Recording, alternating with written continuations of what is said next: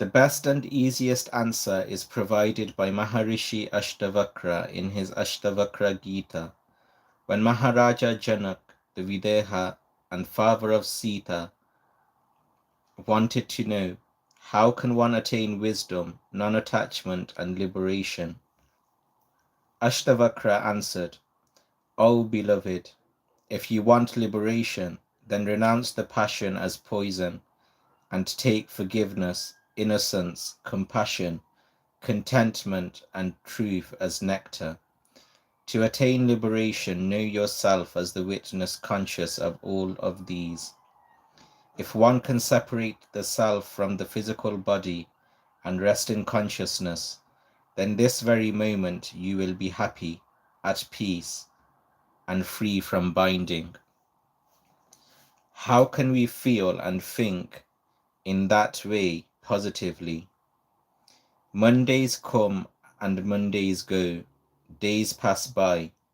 Keep health and happiness for days ahead, feeling good, thinking good, and doing good. Only the wholesome deeds. Eat fresh food a bit less than needed.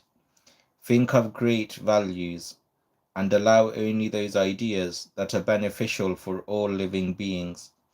Be physically fit with regular labor and play, and mentally alert with study, thinking, and satsang. By feeding the mind well, and only with virtues, get rid of the luxuries, keep control and balance, light the lamp to spread light, be sweet to give sweetness, and be like fragrance and get sprayed. Mix in and with all, be happy and liberated. What is the need of moksha for the liberation of soul? Human life is different to that of an animal. Only man is endowed with conscience, consciousness, and higher intelligence. Man is endowed with the ability to think, analyze, discriminate, and use this power for trying hard to live a happy life despite the prevalent pains and suffering. Only man has free will and knows about the inner self, the soul that is in our body, and it is our duty to refine it. Dirty and bad deeds make the soul dirty. The soul likes and tries, encourages and motivates to get rid of the incessant births, deaths, and rebirth, going through this or that life. When the soul is liberated, it resides with the God in a state of bliss, Satchit Ananda. It is the utmost Anand, happiness, complete bliss and beatitude. So moksha is needed, and every human being must try to purge the soul and perform virtuous deeds to be free from the endless cycle of birth and rebirth. What should be done for salvation? Our conscience tells us to live the life according to Manav Dharma, human religion. One must acquire virtues by serving and helping others. This is the only and sure way of getting moksha. All the good deeds are mokshadayi, that help one to be free from the incessant cycle of birth, death, and rebirth. Hello, Alexander. Peace be upon you. It is the final freedom from pain and suffering. That is the state of bliss. The other three pursuits, dharma, artha, and kama, are to be followed under the guidelines of dharma. Moksha is not for those who don't follow the other pursuits and go all out for one. The balance is lost. One needs hope, faith, balance, and control for achieving something important.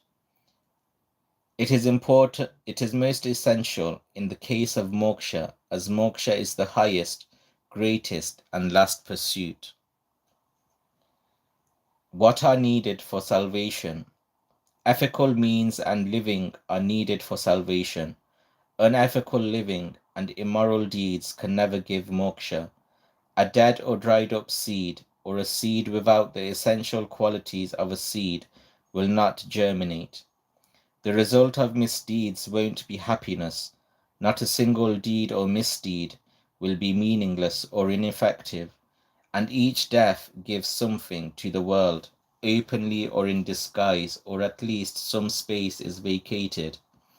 Religiosity and spirituality are the essence needed for germination and growth. Otherwise, the seed is useless. It means that the body is useless if it makes no effort for the realization of all the four pursuits for final salvation. It is known to all that body is the means to achieve the cherished goal of moksha. All the efforts for moksha are made through the body. Shariram khalu dharma sadhanam.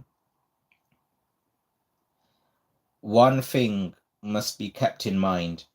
That way is the best way, which keeps one at ease, in which there is no irritation and a person feels no restlessness.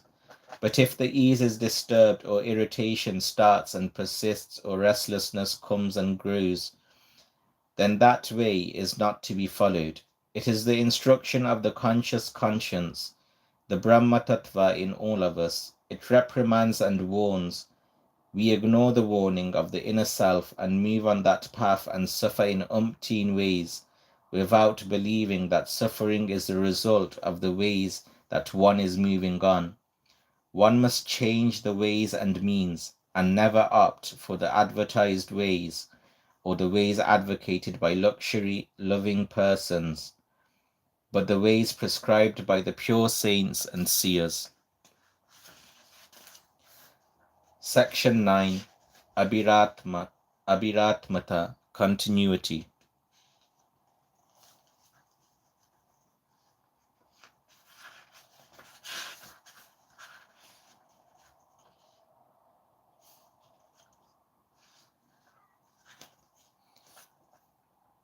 Amaratva, immortality. What is Amaratva or immortality?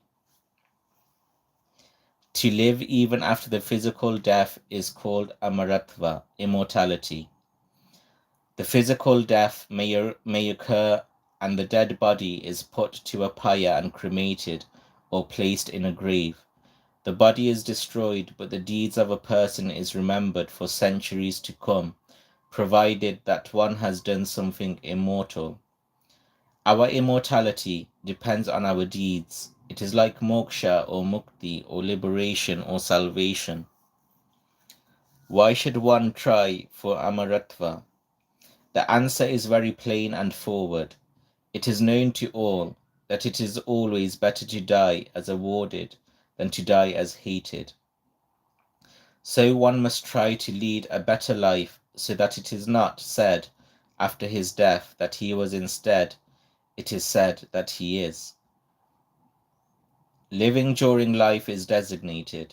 One has to live life till his death. It is a compulsion. Living even after death is important. Life after death is achieved, it is not given. Hence it is important, and one must try for it. Think of the days when a greater number of people are trying for that, making all our efforts for virtues. The world will become a heaven. Jealousy, enmity, and ego will lose meaning and be relegated to the oblivion. There will be no excesses against nature and no resultant punishment from nature through natural elements. Life will be pleasure and living bliss. What is the best way of living and for Amaratva? Living a rhythmical life with connections and coordinates, getting refined, susamskrit, and maintaining a cordial relation with the roots, without thinking to be rootless even for a moment, living and working with a sublime aim in an awakened state, with freshness and alertness, to be able to become wider and wider, providing shades and protection to many, and pursuing all the four pursuits, is the life that one must wish for and try for. That is the only way one can absorb and radiate light, grow, store, and distribute sweetness, and can have and spread fragrance all around. Light, sweetness, and fragrance are the things that we need and can store and give in abundance with feelings with feeling the weight or getting tired. There will be no irritation or restlessness. This will be real pleasure and bliss.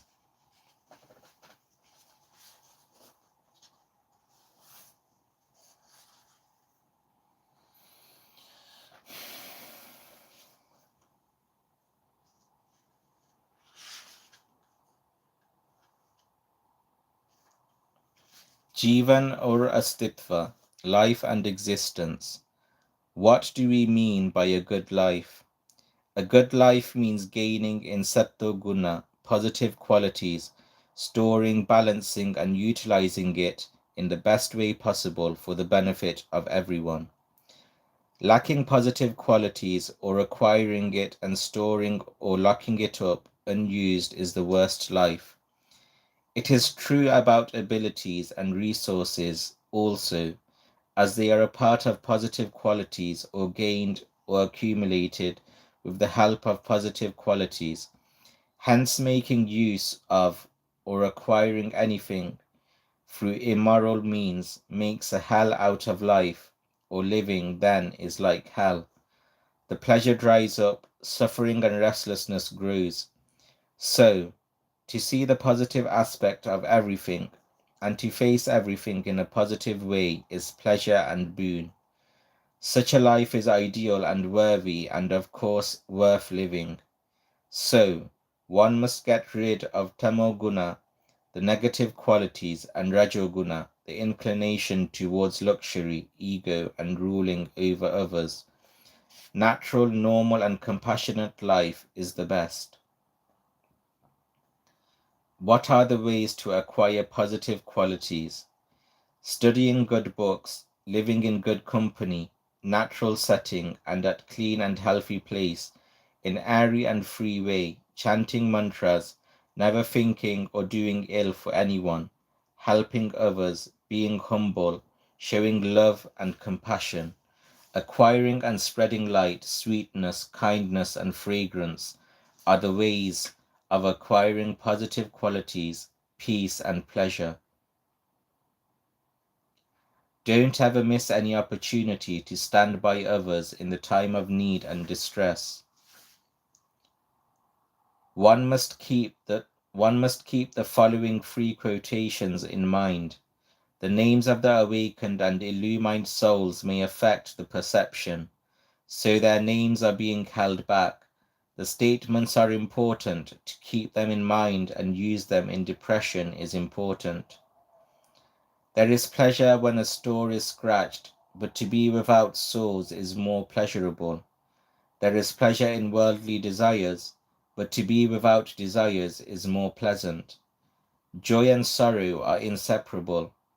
Together they come, and when one sits alone with you, the other is asleep upon your bed.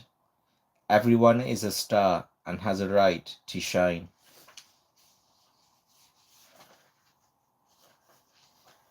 Why are we not getting that view? The Upanishads affirm that we are all ultimately one, a tiny whole that has separate individuality like existence, but is a part of that one. This oneness is knowable as the pure self, the Atman, at the very core of our being. This sort of realization is accessible to all, irrespective of age, caste, creed, and region. One will have to look inside with a pure heart, mind, and the eyes of wisdom, Gyan Chakshu. Most of us do not gain such a sacred state of consciousness because we are conditioned to see only the concrete, the physical self, the things that satisfy our physical needs. It is the outer and the most superficial side of our identity, known as the ego self. Our predicament is the result of our excess physical indulgence, affection, lust, and ignorance of the true self.